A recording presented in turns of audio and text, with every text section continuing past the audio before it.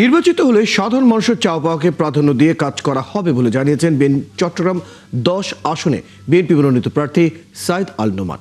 বুধবার চট্টগ্রাম নগরীর একটি হলে সাংবাদিকদের সাথে মত বিনিময়ের সময় এই কথা বলেন তিনি।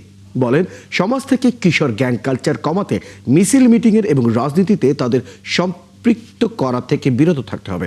এ সময় তিনি চট্টগ্রাম নগরীকে শিক্ষা ও চিকিৎসায় স্বয়ংসম্পূর্ণ নগরী করার জন্য কাজ করার প্রতিশ্রুতি দেন।